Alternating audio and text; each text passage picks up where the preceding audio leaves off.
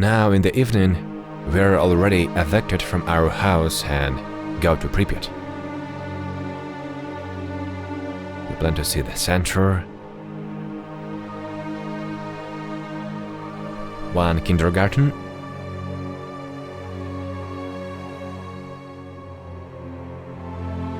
and port cranes.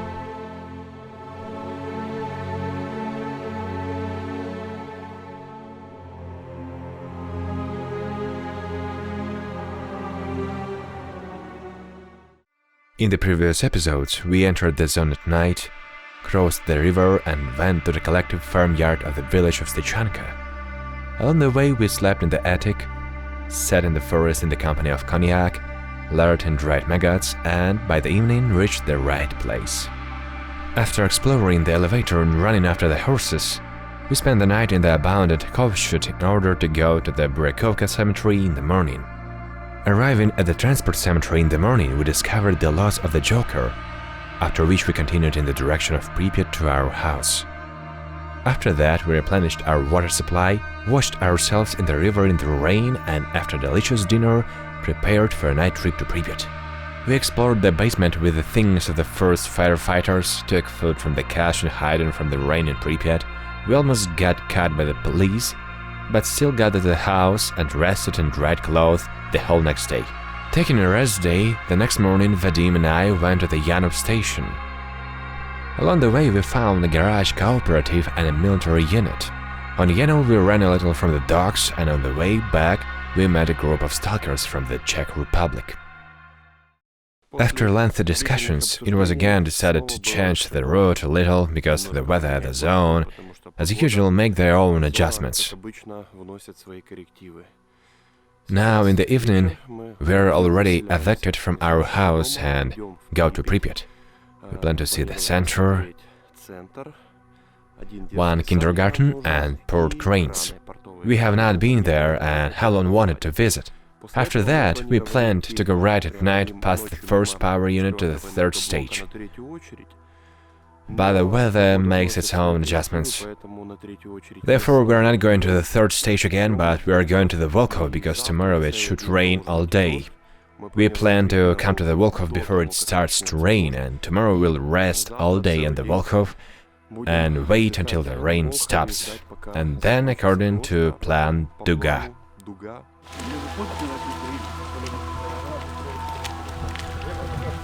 Now we are going to one of the kindergartens in Pripyat. He is right on our way, and the kindergartens in Pripyat are always one of the most atmospheric places.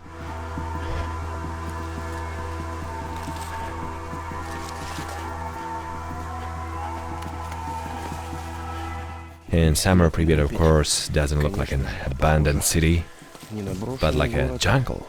On the one hand, plus stalkers are harder to notice, especially if they do not stand out in terms of clothing and use some kind of camouflage. But on the other hand, it's not as entourage as late autumn.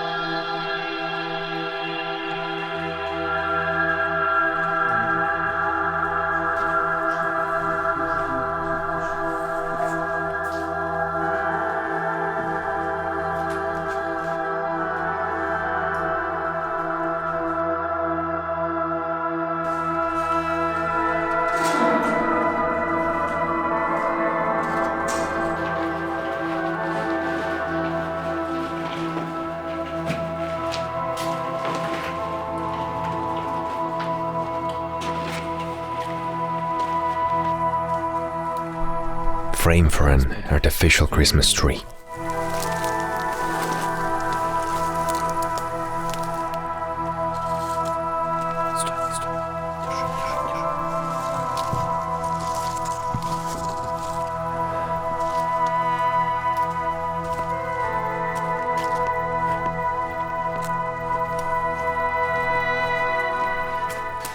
Now let's hide the backpacks. I'll pick up the drone, fly to the center of Pripyat, see if there are tourist cars, conduct reconnaissance, and we'll move to the very center, to the energetic palace of culture and the Palace Hotel. This time I didn't have the task of making beautiful flights along the Pripyat. Time was running out, and last time already shot some beautiful shots in the center. Having not flown literally 100 meters to the central square, the drone completely lost contact with its remote control.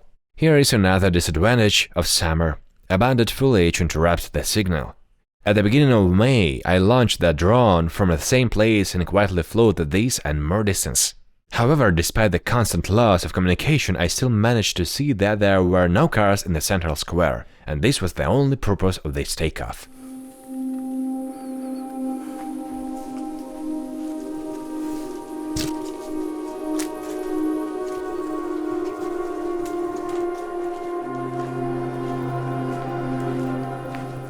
We approach the Palace Hotel. Now I will carefully enter from the back entrance. There may be sensors, but this is not confirmed information. In the Lazurny Pearl, they say the police have already installed motion sensors, so you have to be careful. Abandoned foliage or cars plays into our hands.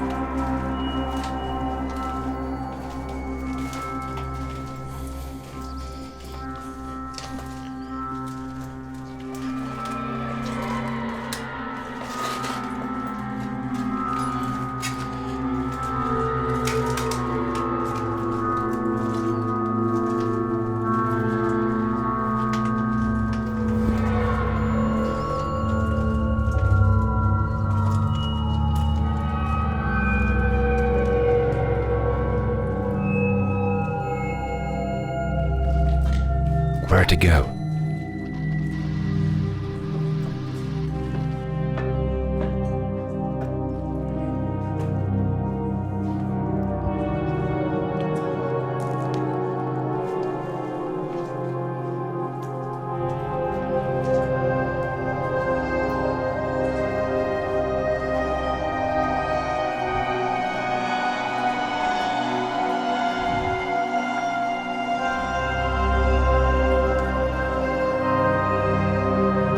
What a great view from here.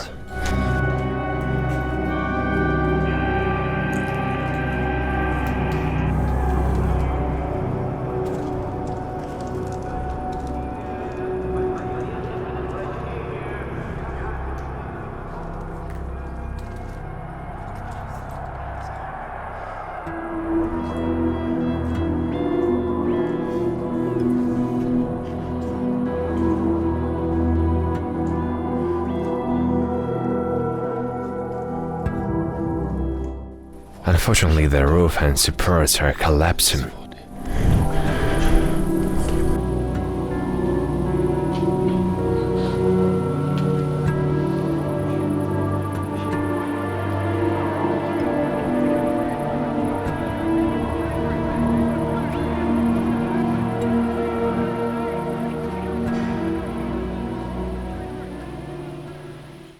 Now let's try to get into this energetic. Just now in the area of the Ferris wheel, which is almost 50 meters from the energetic palace of culture, distinct voices were heard. It's hardly tourists because it's late for tourists. It's either stalkers or a private tour.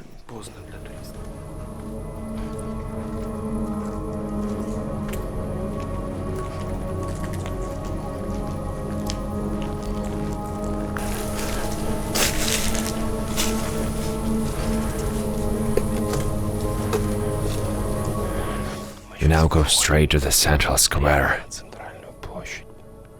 We need to be very careful, we can easily be seen here.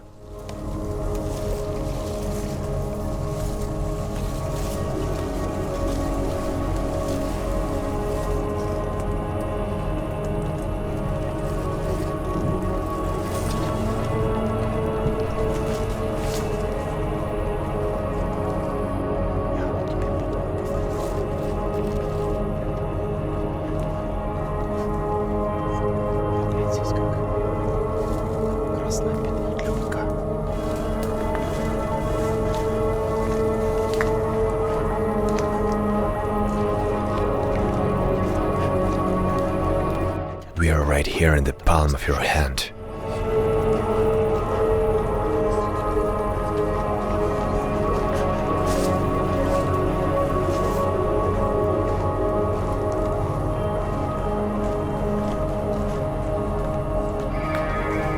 Beaver, come here. Look. Over there on a pole it looks like a camera is hidden. No, it's an old lantern.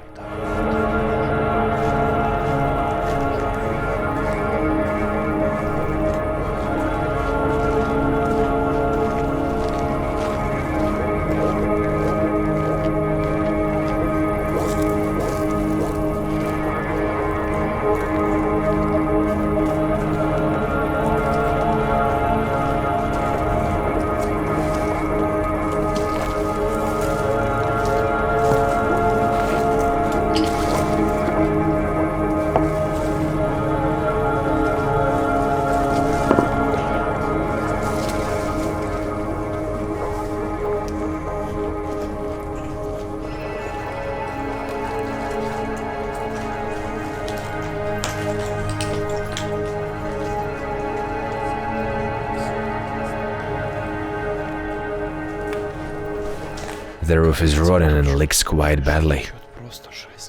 The first floor is half flooded.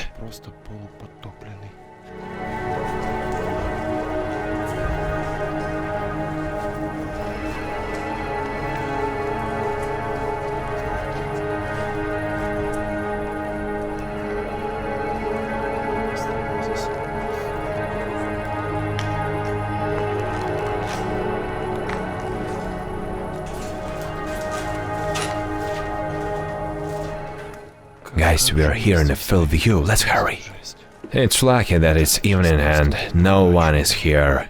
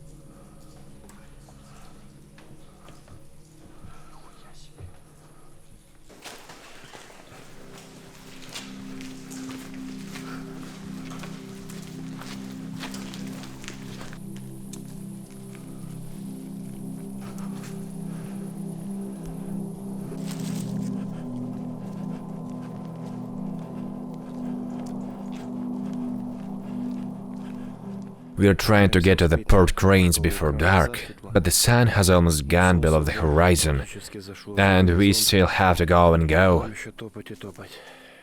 I'm afraid we may not make it before dark, but we still need to go to the cranes. Since we were not there and wanted to see them for a long time. 256 microrengen per hour. Dangerous. We are now going through the plateau, where the personal belongings of the inhabitants of Pripyat were buried, furniture and the like. The radiation background here is around 500 microrengen per hour. But we will quickly run it now, because this is the easiest and safest way to the cranes. The arch of the first power unit is clearly visible against the background. Right now, 180 microrentgens per hour. A couple of meters ago it was 400.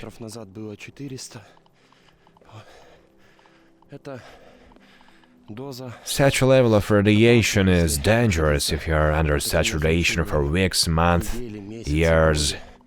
But since we ran through this plateau in half an hour, there is actually no harm to the body.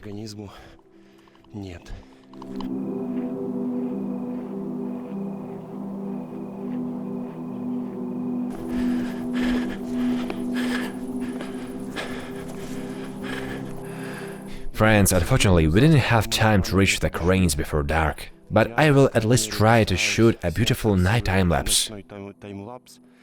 And I can say one thing with confidence: the cranes are much larger in the vicinity than they seem in the video or in the photo. If you haven't been here and are planning to trip to Pripyat, I recommend visiting this location.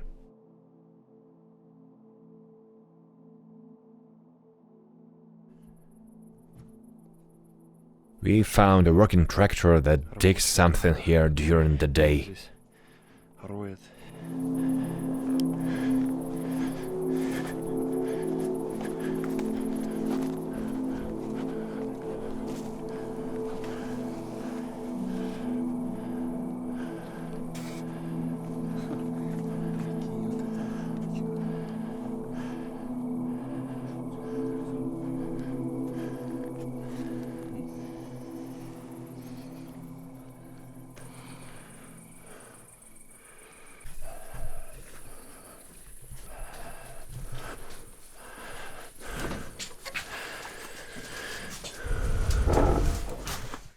Oh, it's warm in here.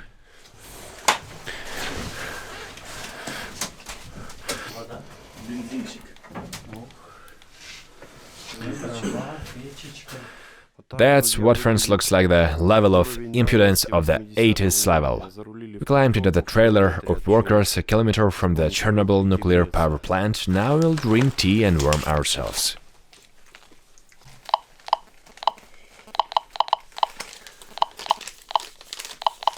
When your legs are buzzing after a whole day of transitions, you count every meter to the cherished location of sleep.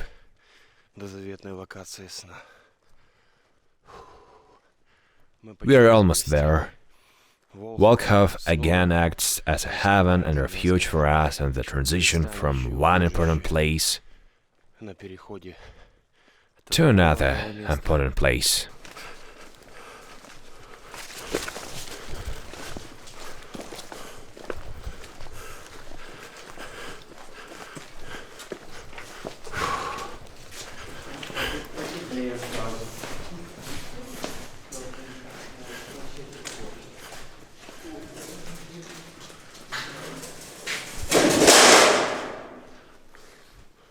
Well, let me come in and sniff. Thanks to the fact that last time we took out the burned bed from here and opened the window, now there is no smell of burn here, and you can sleep peacefully.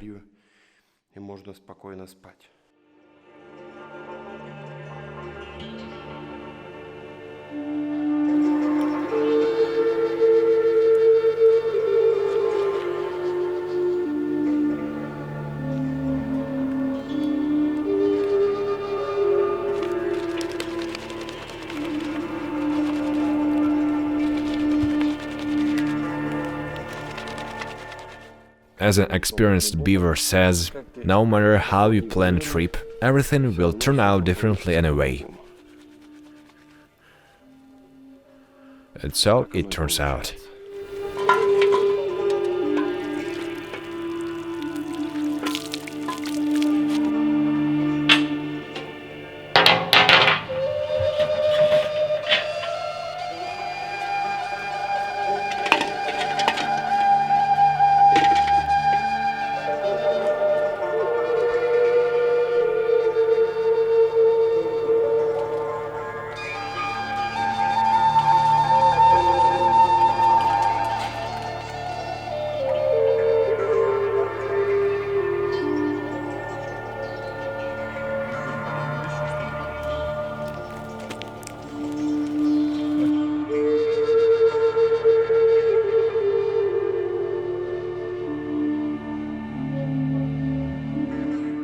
Just as the weather forecast changes rapidly, so do our plans. Thanks for Volkov for once again accepting, providing us with a supply of water, but it's time for us to move towards Chernobyl too. We plan to explore this town, find a secret bunker under the antenna duga, where no one has been before, and of course visit the top of the antenna duga, which personally, in my opinion, is the main achievement of illegal trips to the Chernobyl Exclusion Zone.